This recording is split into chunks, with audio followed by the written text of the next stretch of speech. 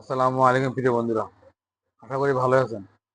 আপনাদের মাঝে আজ যে রোগ সম্পর্কে বিস্তারিত আলোচনা করবো তা হলো একটি চর্মরোগ বা স্কিন ডিজিজ। চর্মরোগ, এই রোগটির নাম হলো একজিমা।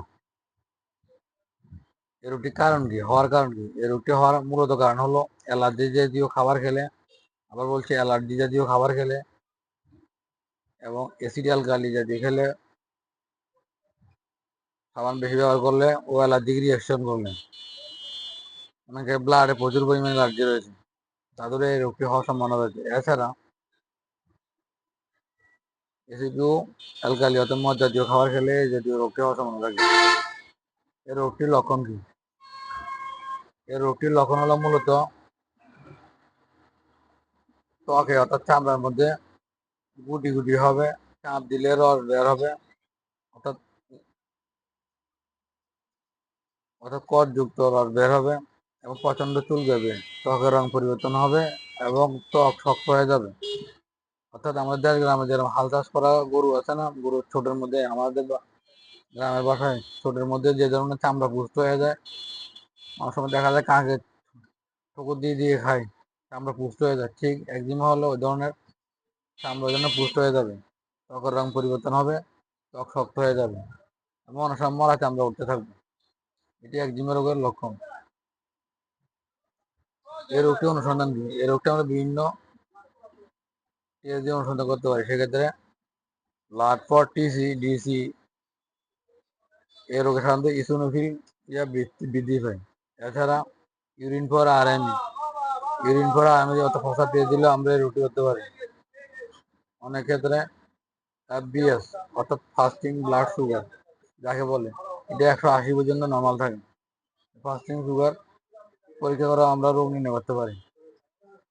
এ রোগের চিকিৎসা কি? এ রোগের চিকিৎসা সাধারণত এ রোগের চিকিৎসা কি? এ রোগের চিকিৎসা সাধারণত আমরা রোগীকে বেটামেথসন অয়েন্টমেন্ট দিতে পারি অথবা ক্রিম। সেক্ষেত্রে ডার্মোভেট সকালে একবার রাত একবার ক্ষতস্থানে লাগাতে হবে এবং অয়েন্টমেন্ট দিতে পারি হুইটফিল জাতীয় অয়েন্টমেন্ট দিতে পারি। সেক্ষেত্রে সকালে একবার রাত একবার, মোটামুটি ত্বক পরিপূর্ণ সুস্থ না হওয়া পর্যন্ত এগুলি ব্যবহার করতে হবে। এছাড়া আমরা অ্যান্টিবায়োটিক আকারে ফ্লুক্সোসিন দিতে পারি। সেক্ষেত্রে এটি সিরাপ ও ক্যাপসুল আকারে পাওয়া যায় বাচ্চাদের ক্ষেত্রে যথারীতি সিরাপ। সেক্ষেত্রে 1 বছরের বেশি বাচ্চাদের জন্য সিরাপ ফাইলোফেন সকালে 1 চামচ, সকালে হাফ চামচ, দুপুরে হাফ চামচ, রাতে হাফ চামচ এবং বিকেলে হাফ চামচ, অর্থাৎ 6 ঘন্টা ব্যবধানে দিতে হবে। এবং 1 থেকে 5 বছরের শিশুদের জন্য 1 চামচ করে দৈনিক 4 বার এবং 5 থেকে 7 বছরের বাচ্চাদের জন্য 1.5 থেকে 2 চামচ করে দৈনিক 2 বার 4 বার এবং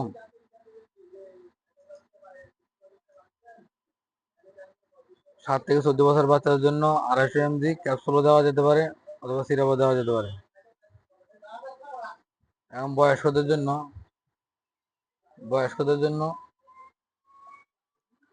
500 mg ফ্লুক্সোসিলিন অথবা ফাইলোফেন ব্রুক্স এই জাতীয় ক্যাপসুল দেওয়া দৈনিক 4 বার।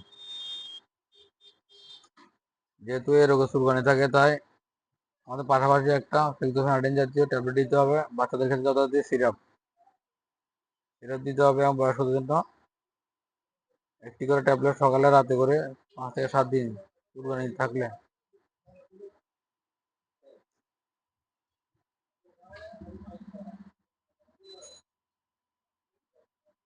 এবং এর পাশাপাশি আমরা একটি অ্যান্টি ফাঙ্গাল জাতীয় ওষুধ দিতে পারি। সেক্ষেত্রে ফ্লুকোনাজোল জাতীয় ক্যাপসুল বাজারে পাওয়া যায়।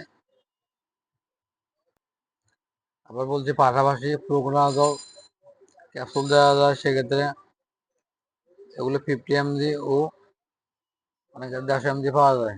রোগীর তারতম্য অনুসারে, রোগের তারতম্য অনুসারে ও বয়স অনুসারে 50 mg দিতে পারে, 150 mg দেওয়া যেতে পারে। এবং বাচ্চাদের ক্ষেত্রে ফ্লুকোনাজোল সিরাপ পাওয়া যায় বাচ্চাদের প্রোগ্রাম সিরাপ দিতে হবে। এই রোগটি হলে আমরা রোগীকে বিভিন্ন ধরনের পরামর্শ দিয়ে সহায়তা করতে পারি। সেক্ষেত্রে বলতে হবে অ্যালার্জি জাতীয় খানা বেশি খাবে না, এসিড অ্যালকোহল মদ খাবে না, সাবান বেশি ব্যবহার করবে না, ক্ষতস্থানে শুকনো রাখতে হবে, পরিষ্কার পরিচ্ছন্ন থাকতে হবে। আজ এ পর্যন্ত, আবারও ফিরে আসবেন নতুন কোনো রোগ সম্পর্কে বিস্তারিত আলোচনা করার জন্য। ততক্ষণ সাথে থাকুন।